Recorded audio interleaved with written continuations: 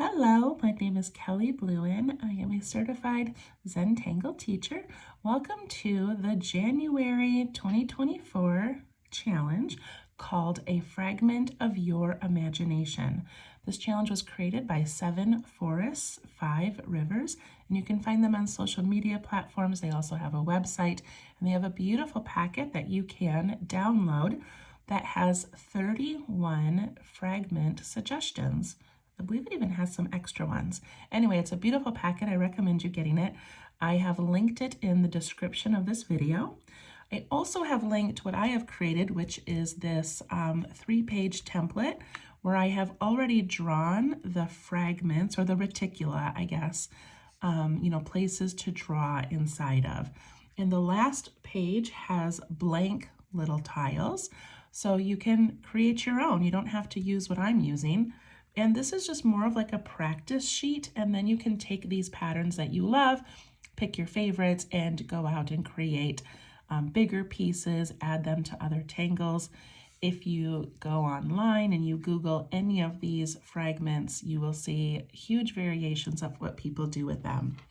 So mine are printed on cardstock, and when I'm done, I'm going to be cutting them out, punching them with a hole punch, putting them on a little ring. And then on the back, I'm labeling the name and also who created it. And I'm going to have this beautiful little thing I can throw into my pencil case and have all kinds of ideas for patterns to draw. Okay, so I've got my printout, which I said is linked below. And then I've got a micron pen, and I've got a pencil for some shading and a blending tool. In the last 2 videos I have, well, I think all the last 3 videos, I completely forget at the end to do the shading. I'm just like, we made it, we're done, goodbye. So I'm going to do real quick, I'm going to show you on fescue. I just added a little bit of graphite inside each of the circles. On Jonquil in striping, I added some to every other line, and I was kind of hoping that would give it that really like angled zigzag look. I'm not sure if I did it correctly. It doesn't look that zigzaggy to me, or 3D to me. I probably need to add a little bit more shading, like maybe, at the top of this one. I'm not sure. I have to play around a little bit, but you can add shading however you would like. And then in Paradox, I just put a little bit of graphite on those curves that were formed. And then I also put a little bit out here just to give the illusion of a shadow where these fescue come out. Excuse me. Okay, so today is January 5th, and let's see, we have inspired by a shard of blue willow dishware, repeat flet by Maria Venekins. I don't know how to say her name, a CZT. So she created this beautiful little fragment. All right, so we are going to do flet. And I'm going to just pick up my pen. If you want to start in pencil, you can, but I'm just going to go ahead and start with my pen. Okay, so she has it facing this way. So I'm going to start in this upper right-hand corner. And she has a wide aura right here. And it looks like it doesn't even go halfway down. So we're going to go up a little bit. I'm going to go like that, and then down. And then inside of that, she just simply has a little area that's going to stay white. Okay? And then she puts some striping in. And if you can see that her striping, she's got some solid lines, and then sometimes she lifts her pen to give this illusion of maybe a little bit of light reflecting on it. So let's do that. I'm going to put in some striping, and then sometimes we're going to lift our pen.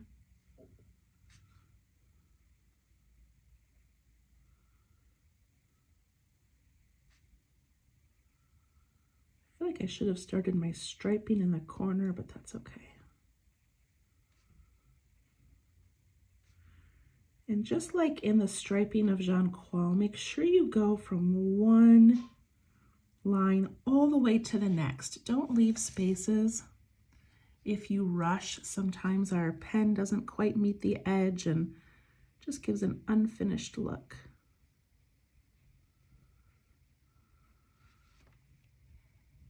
Okay, and then she colors in this with black. I'm going to do that at the end. So now for this next one, I'm going to flip it, and I'm going to just kind of, flip this pattern where I'm going to go this way and then down. So I'm going to come here and then down. And I'm going to add this narrow little stripe over here. And then my lines, I'm going to start in that corner because that's easier for me, are going to go this way.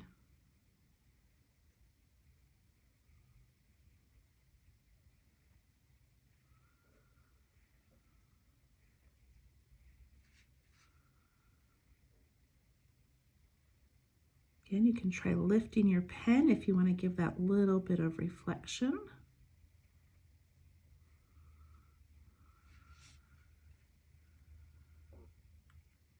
So pretty.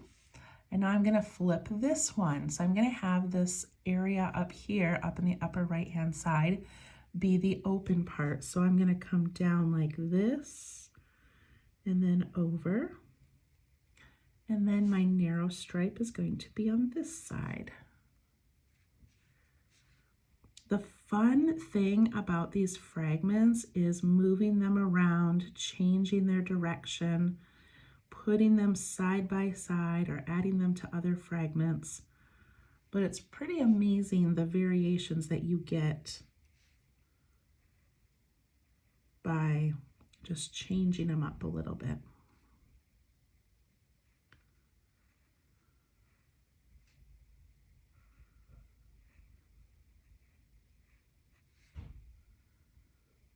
That looks pretty cool.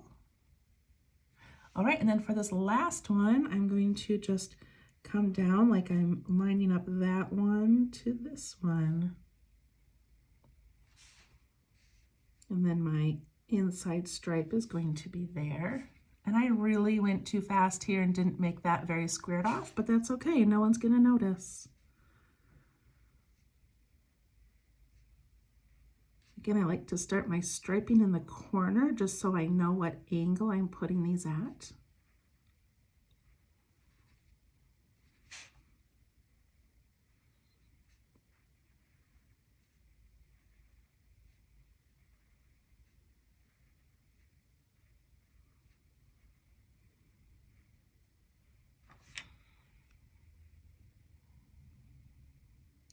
That is so cute.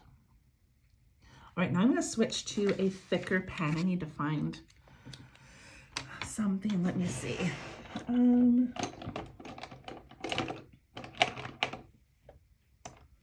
Could just do even a Sharpie, or you can just take your thin pen and fill it in. I just want to go a little bit faster. I'm going to fill in this area here with black. One of the pens I like to use for fill is the Micron 08, but it'll take me a second to find that, so I'm not going to do that right now.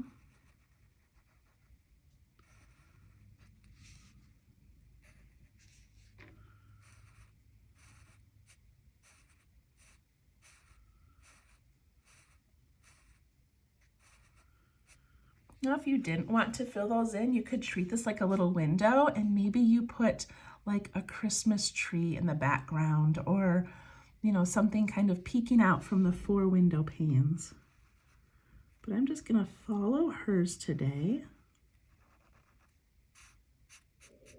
because I like this look of the texture and then the boldness of the dark in the background.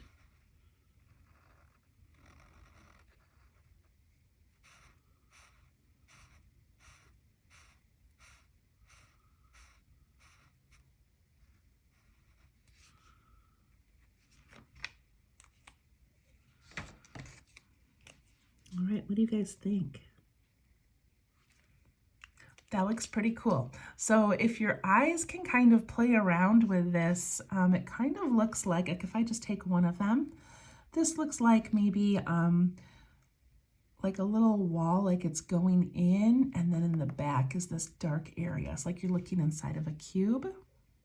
I don't know, it's really fun. I like that a lot. All right, I'm gonna grab my pencil for shading, and what do I want to do with this one? I definitely want to go on the outside of this center square. So on all 4 of them.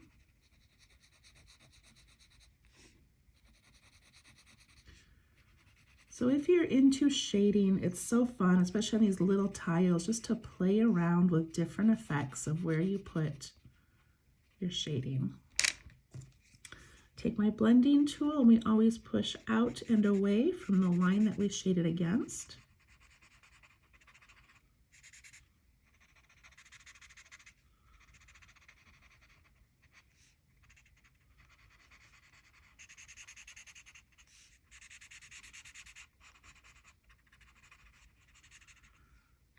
And that really helps with that illusion of this going, you know, kind of down deeper into the cavern here. I am going to put some on the inside edge of this whole piece, and I'll shade it real quick so you can see what it looks like. Let's see.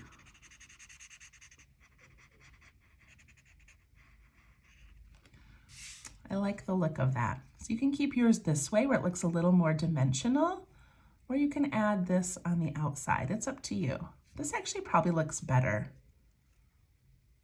I think I like that better. Maybe I'm gonna take my eraser and I'm gonna erase.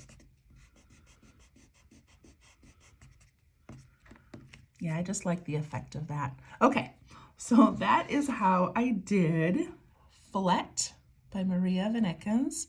And play around with that. Put your squares closer together, angle them. You know, maybe you do 4, but you keep this little dark area on that bottom right-hand side of all 4 of them. So much fun to play with. I hope you enjoyed that one. Please follow me on Facebook at Let's Tangle to share your work. And we'll see you tomorrow, January 6th. Thank you. Bye-bye.